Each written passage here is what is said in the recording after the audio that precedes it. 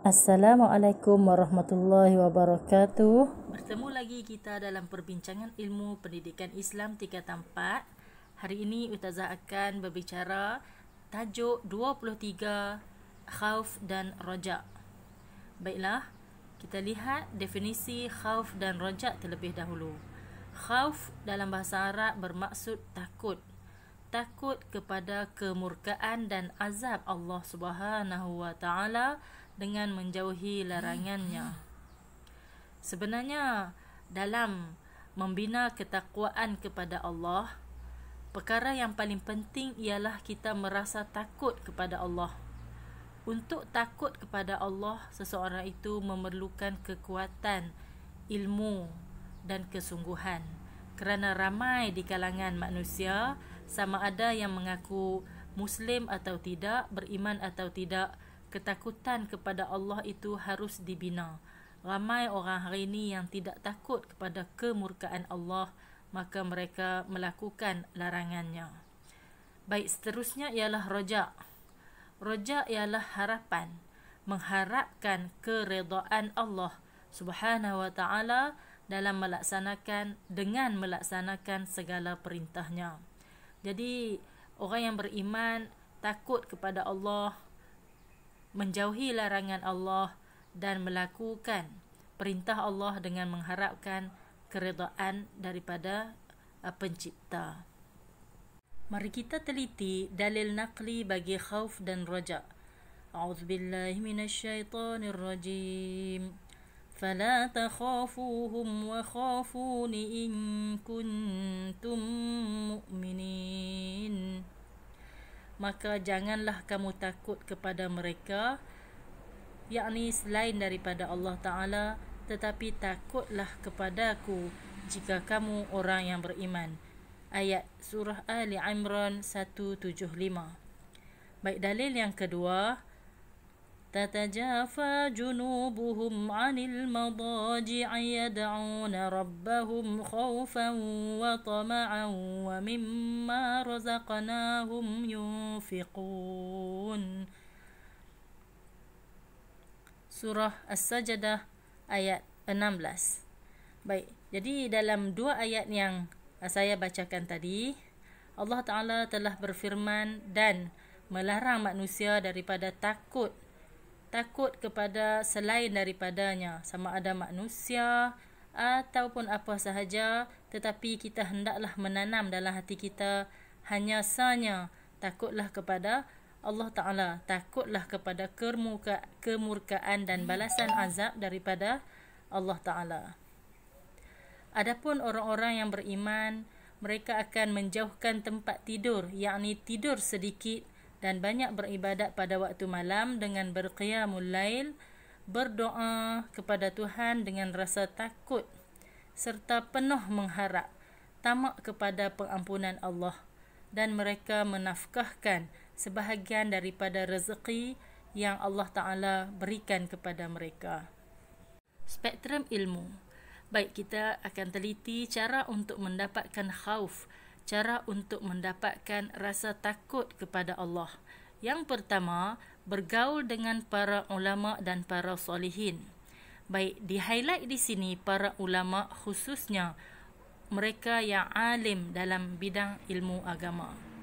Mengapakah apabila kita bergaul dengan para ulama, maka dapat melahirkan rasa khauf? Ulama ialah mereka yang mengenali Allah Ta'ala, mengenali sifat-sifat Allah dan juga asma'ul husna bagi Allah Ta'ala. Maka mereka akan melaksanakan perintah Allah Ta'ala dan menjauhi larangannya. Bila kita bergaul dengan mereka, insya-Allah maka kita akan mengikutlah amalan mereka, sikap mereka. Mudah-mudahan kita juga dapat menzahirkan rasa takut kepada Allah Ta'ala. Yang kedua, sentiasa mengambil iktibar daripada kisah-kisah kaum terdahulu. Seperti mana pelajar tahu, kaum-kaum terdahulu telah dimusnahkan oleh Allah Ta'ala dengan pelbagai bala bencana. Contohnya kaum Nabi Lut yang Allah Ta'ala terbalikkan bumi tempat tinggal kampung mereka kerana melakukan maksiat, iaitulah homoseksual.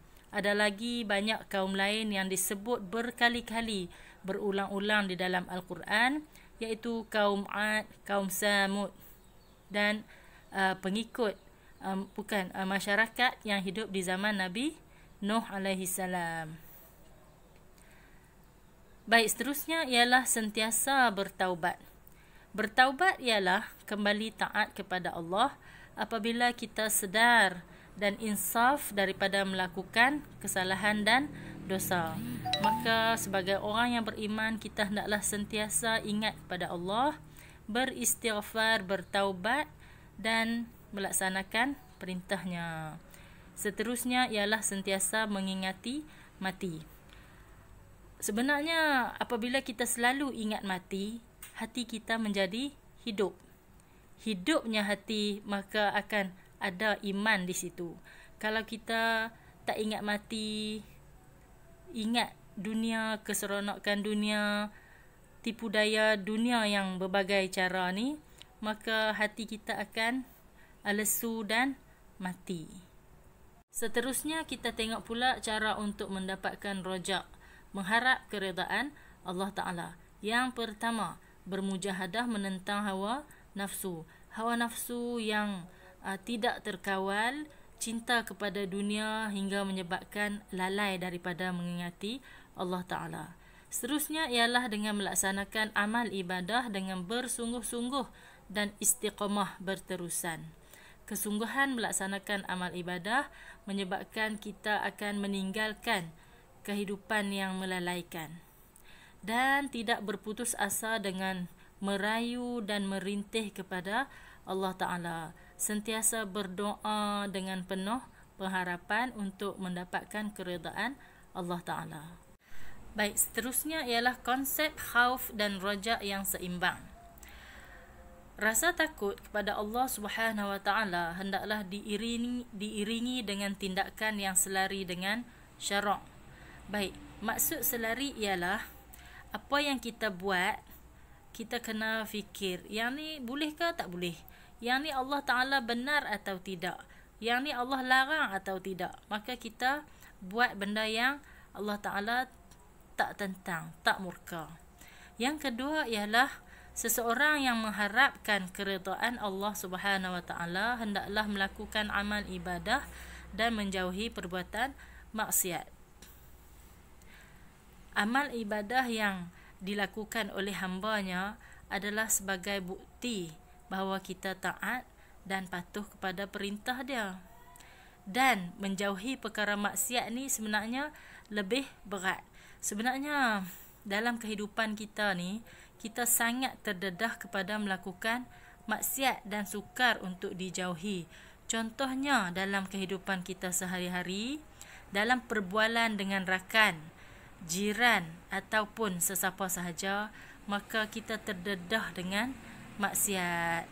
Contohnya mengumpat ataupun perkara-perkara lainlah. Baik, seterusnya ganjaran syurga dapat menjadi motivasi untuk seseorang itu mendekatkan diri kepada Allah Ta'ala. Kita sedia maklum, Allah menjanjikan ganjaran syurga kepada hambanya yang taat, patuh kepada perintahnya. Maka kita jadikanlah hadiah syurga ini sebagai motivasi untuk kita melaksanakan perintahnya. Seterusnya, perasaan khauf terhadap balasan neraka akan menjadi benteng daripada keinginan melakukan maksiat. Kita takut kepada Allah, takut kepada kemurkaan dan balasan azab Allah, menjadikan kita tidak berani untuk mendekati dan melakukan maksiat.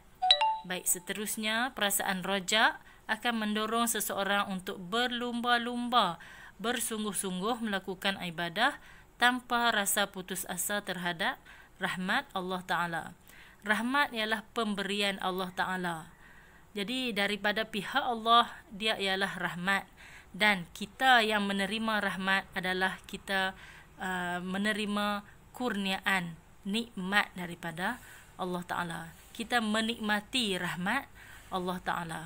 Baik, seterusnya, khauf dan rojak hendaklah berpaksikan husnuzan kepada Allah Ta'ala. Apa maksud husnuzon? Husnuzon ialah bersangka baik.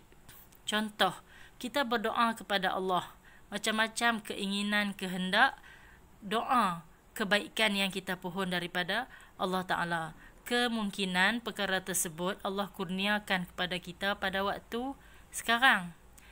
Sekiranya kita dapati kita berdoa tapi kita belum lagi dapat apa yang kita nak, maka kita hendaklah yakin bahawa Allah Ta'ala menangguhkan keinginan kita dan akan diberi pada masa akan datang, sama ada semasa kita hidup di dunia ataupun di akhirat nanti.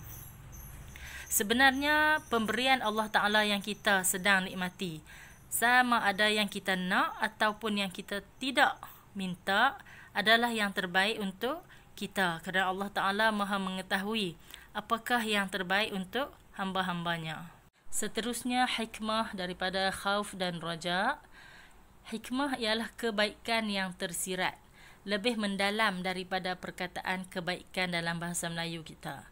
Baik, daripada sifat khauf dan raja akan melahirkan insan yang sentiasa takut dan mengingati Allah dalam setiap keadaan, dalam setiap perkara yang dilakukan.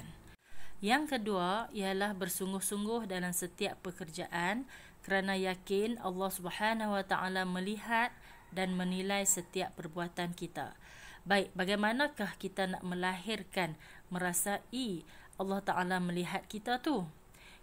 Adakah boleh kita menzahirkan dalam minda kita sesuatu objek tentang Allah Ta'ala yang melihat kerja buat kita? Tak kena tu. Baik, kita beriman bahawa Allah Subhanahu Wa Ta'ala bersifat dengan sifat kesempurnaan. Allah Ta'ala maha melihat.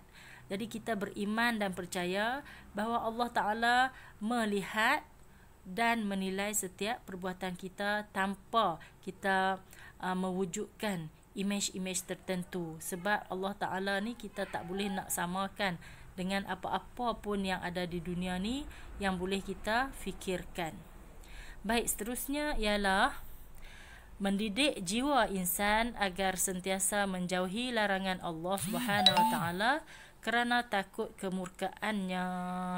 Jadi kita sentiasa ingat jiwa kita terdorong untuk sentiasa menjauhi larangan Allah Subhanahu Wa Taala. Seterusnya, hikmah daripada khauf dan raja ialah melahirkan insan yang sentiasa merasa gembira apabila melakukan kebaikan supaya mendapat kemanisan iman.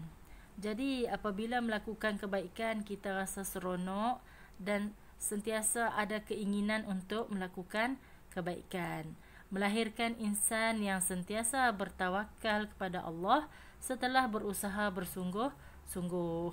Jadi apabila adanya perasaan takut dan tidak mahu melakukan larangan Allah Ta'ala, takut pada azab Allah dan mengharapkan keredaan Allah, maka kita akan melaksanakan semua pekerjaan kita dengan bersungguh-sungguh dan kita berserahlah kepada Allah Ta'ala. Baik, kita lihat firman Allah Subhanahu Wa Ta'ala di dalam Al-Quran. A'udzubillahi minasyaitonirrajim. Inna akramakum indallahi atqakum innallaha alimun khabir. Suratul Hujurat ayat 13. Baik, maksudnya sesungguhnya dalam kalangan kamu yang paling mulia di sisi Allah Subhanahu Wa Taala ialah yang paling bertakwa. Sesungguhnya Allah Maha mengetahui lagi Maha mendalam pengetahuannya.